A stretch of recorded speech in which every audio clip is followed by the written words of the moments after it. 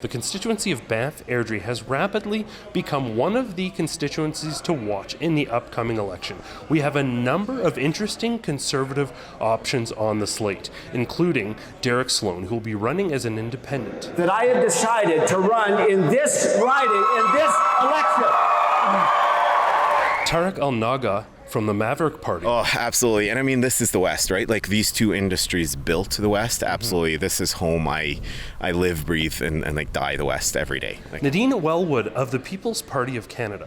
Canadians' rights and freedoms, again, they're not political bargaining tools. They are non-negotiable. They are enshrined in our laws, and they are granted from a much higher authority than a Justin Trudeau or any man. Unfortunately and shockingly, we have not spoken to the Conservative Party of Canada incumbent, Blake Richards. We certainly hope to, and we're going to continue to follow this constituency as the election approaches. If you want to support that important work, that real journalism, go to realreporters.ca. Warning, censorship. Warning, censorship. Adam Soos here for Rebel News, and we are in Airdrie, Alberta, at an event hosted by the People's Party of Canada, where constituency candidate Nadine Wellwood and party leader Maxime Bernier will be sharing their thoughts with the crowd tonight. We are doing politics differently. I hope you understand that.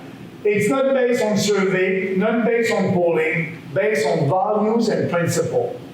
We are not politically correct, and I'm proud of that. You don't need Conservative MP anymore. You know what they did in the past? It was a critical time, and it is a critical time for Canada, for our country. It's time to save our country. It's time to tell the truth. It's time to fight, and I need you for that fight. It's very important. We need to speak openly with passion and conviction about our belief, about our values. If we don't do that, if you are not helping me and helping Nadine, we won't be able to win that battle of ideas. But I'm asking you to help us. I'm asking you, when tyranny becomes law, revolution becomes our duty. And I'm asking you to do it.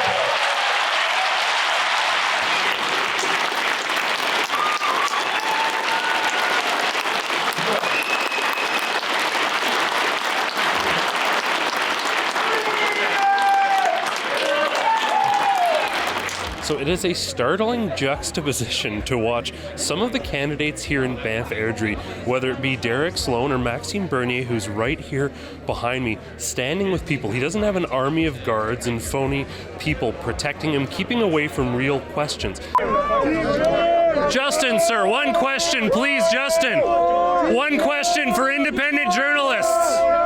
He is among the people, answering questions, taking pictures, shaking hands, and afterwards he will be speaking with us, granting us an interview where he will answer questions like every politician should. If you want to support this sort of journalism, support us talking to candidates who are willing to answer the tough questions, go to realreporters.ca. This has become very rapidly a very interesting constituency. There's going to be a number of interesting choices for Conservatives.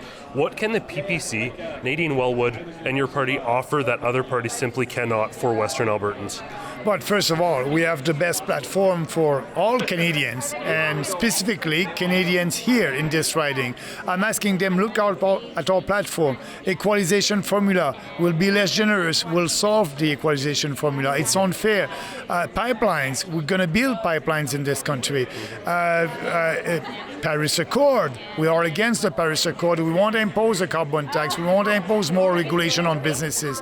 Balancing the budget in 4 years. We'll cut the CBC, we'll cut foreign aid, we will cut corporate welfare, we'll cut all the COVID-19 subsidies that Trudeau government gave to businesses and individual Canadians, because we will reopen the economy. So we have the best platform and the best candidate also, and I'm saying to people who wanted to vote for the Conservative they're not conservative anymore. They're just conservative in name. That's it.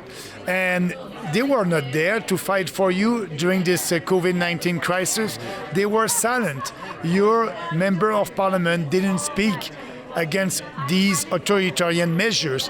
I did that since the beginning of that crisis, and we are the only party that is fighting against a vaccine passport for our freedom. And by the way, this vaccine passport will have an expiration date, like I said, 8 months. That's it. When they will have the third shot, the fourth one, they will need to renew their passport. So we don't want that. And everybody can also spread the virus, vaccinated ones and unvaccinated ones. So it's not based on science. It's illegal, unconstitutional, and the conservatives are not fighting for your rights. We are. It's a discrimination, and your health. Your health, how can I say that? Rights? Rights, yeah, thank you. Your rights are violated by the government. So we need to do something, and we are. That will be a very important decision that Canadians will have to take for this election. Do they want more and more of the same that they had the last 19 months? More lockdowns, more stay-at-home order, more curfew, more mask mandate? Or they want to go back to their life before COVID-19? And the answer for me is yes, and I believe that it will be yes for a lot of Canadians. And if it's that, we are the only one, the only choice, the only real choice to gain back our freedoms. The West has generally been alienated. There is a sentiment of a lack of representation, but there is, forgive me for using a left term, but marginalization of Western and conservative voices. We've seen throughout this campaign 100 stops in Quebec, 100 stops in Toronto. Only Justin and yourself have been to Calgary.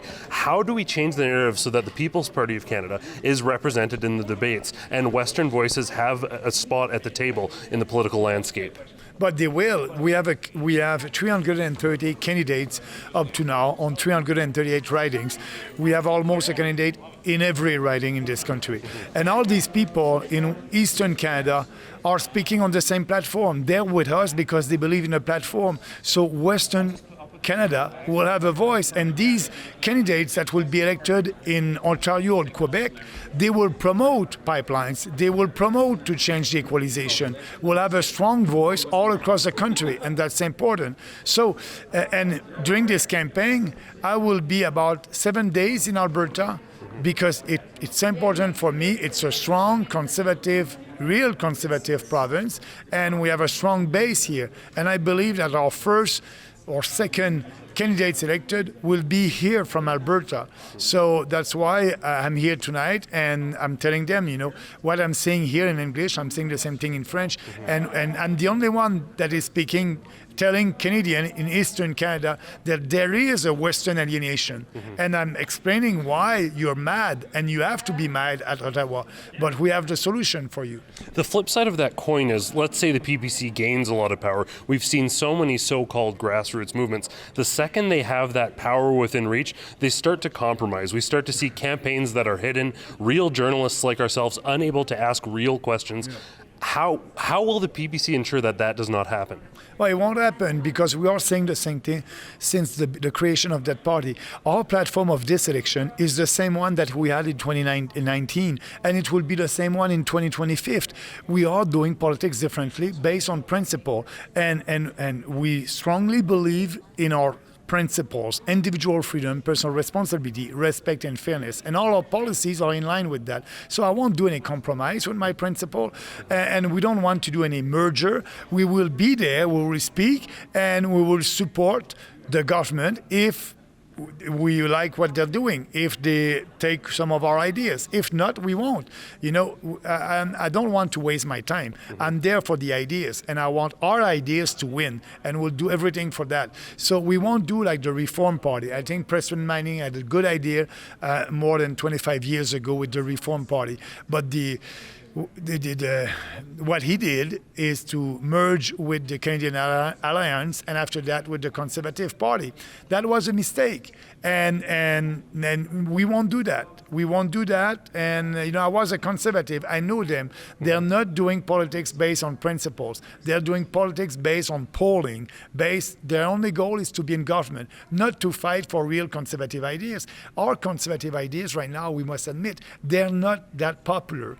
But we are speaking about it because we know they're the best ideas, and we have the best platform for the future of this country. And we know that the more we speak about it openly with passion and conviction, the more support we'll have. So we will always fight for what we believe. 3 quick pragmatic policy sort of oriented questions. First off, should the government intercede if private businesses, let's say a Flame sports organization, mandates a vaccine passport?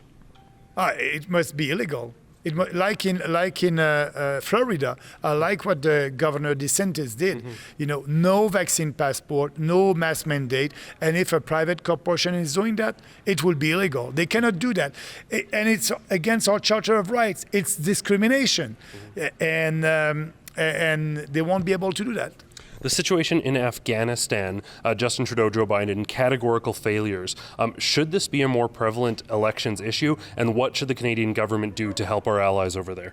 But first of all, I think when Justin Trudeau said he wants to have 20,000 Afghans coming here, I think it's too much. We must help these Afghans that help us when we're there. They're not 20,000 people, maybe 5,000 or I don't know. And we cannot save everybody. We're not the savior of the world, and other countries must help also. So I believe that policy of Trudeau is too generous, and that will have a cost here. We'll have to pay for that. Canadians will have to pay for that. Yes, we are humanitarian, and we want to help them, but first we need to help Afghans that help us when we are there. That's it. Final question. If elected Prime Minister, what are the 3 first things you would do? The first one, it's all these vaccine passport and mandate masks. We will get rid of all that. We will, Justin Trudeau said that he will give $1 billion to provinces for them to implement a vaccine passport. They won't have any money. They won't have $1 billion. So the most important, we will save our country and we will protect our freedoms and our rights. And after that, we'll do everything to balance the budget. So we'll cut the CBC. We want the media to be independent, not dependent on the government. Independent. So no more money to CBC, no more money to the mainstream media, no more money to foreign aid. We will put our country first and Canadian first. And actually, yes, we will pass a legislation to build pipelines. We will change the equalization formula. We can do that. We have a lot of things to do, and we'll do it step by step. We'll be able to achieve that. But the most important, Canadians need our voice in Ottawa, step by step. And I'm realistic. I don't believe that I'll be Prime Minister tomorrow. Not after the election, this election, maybe after the other one. But now this party needs to grow and need to have some new member of parliament, PPC member of parliament. And I believe that we'll be able to have candidates elected, and we'll have that freedom, common sense voice in Ottawa. And that will be, because now you don't have any conservative voice, that will be the beginning of our I want to represent Rebel News proudly. Go to rebelnewsstore.com. You can get the same shirt I'm wearing now. We've got tons of funny shirts, political shirts, all that good stuff. So go to rebelnewsstore.com right now. A country that refuses to uphold its own laws is lawless. That's right. The People's Party of Canada, under the strong leadership of Maxime Bernier, is the only federal party that has stood alongside what I believe is the majority of Canadians in the fight to protect our rights and our freedoms.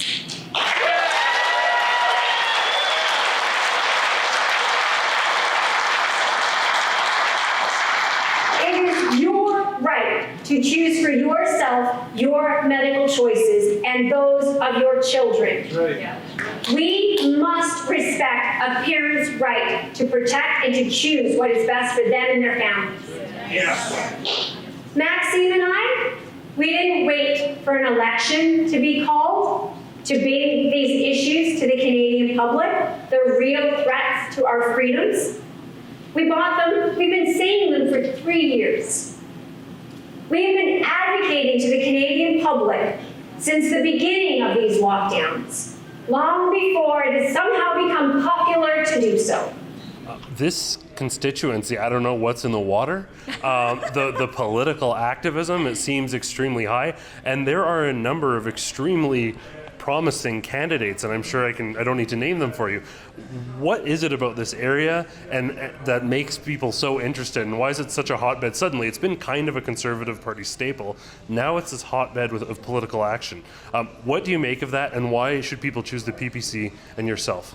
You know, I always encourage people to choose the absolute best candidate for the job. And we do have some great candidates right now, and Albertans are not going to elect anybody other than an Albertan. These 34 seats that belong to Alberta are going to be filled by Albertans. So that I have no doubt, and I don't question at all. Of the other candidates that are running, we have some really good candidates. We do. As far as the incumbent goes, it's time for a change. He's not here. His heart is not in it. He's not present. He's had 18, 19 months to be a voice, to stand up. He's Aaron O'Toole's henchman. And so not only is he Aaron O'Toole's henchman, but his job now has become to silence the other 33 Albertan MPs to stand down and to toe a party line. That has to change. So for me, I think that's why it's such a hotbed, is because this party right now, with some of the profile that's being shed on it, it's bringing to light the true problems that we have with this party system and this idea that I have to vote Conservative. Well, the Conservative Party left Alberta a long time ago. And our MP that represents this riding is probably right now the symbol that most people want to go after the most. I was here in 2019, not because I was going after Blake. We needed the change then. I could kind of see where things were coming. Mind you, I had no idea that I would be having this conversation and having to deliver that speech on the stage 2 years later. That just is mind-boggling. But I think that's why we're seeing the attention that we're getting here. And, you know, I'm not going to, it's an Albertan that'll fill this seat. And I think of the Albertan choices that we do have, you know, I'm not good at kind of lifting my own self up, but I think I have the experience at 49. I've worked in aerospace and defense. I've worked in healthcare for a little bit, and I'm a chartered investment manager. The two issues I see are freedoms and rights. It's something that's my personal passion, and I will fight that. That's the hill that I'm willing to die upon. And fiscal responsibility, every time I hear Aaron O'Toole and Justin Trudeau promise billions more, I cringe. We have to reduce the size of government. We have to get back to fiscal responsible economic policies, because one will kill the country immediately. The other one will kill the country just at a slower rate. So thank you so much for inviting us out here. We want to thank you especially because you're actually willing to answer questions, which has become something of a phenomenon among journalists. If you don't mind, one more, and I asked Maxime, but I'd like to ask you as well, what will the PPC do to ensure that journalists, whether you agree with them or not, have a fair opportunity to ask you questions and grill you as journalists should? Look, when you're in the public sphere, especially when you represent other people. I am an elected official if I get elected as an MP. You have the right to ask me every question that appeals and is relevant to my constituents and to this province. So when I gave a pledge tonight to say I will respect the rights of all Canadians. So any respectful question that comes to me will be answered. And if I don't know an answer, I'll find out an answer. You may not like the answer, but I'll be happy to share my thoughts and opinions always. People's Party of Canada events in this constituency, this rural Albertan constituency, have drawn about 700 people tonight. The first event in Cochrane drew 300, and there was about 400 here tonight. It is amazing the degree of activism and political interest that we are seeing. We're going to continue to bring you developments as they come about in this constituency as the election approaches. I want to thank you all so much for tuning in. For Rebel News, I'm Adam Soos. If you want to support this sort of journalism, support us talking to candidates who are willing to answer the tough questions, go to realreporters.ca.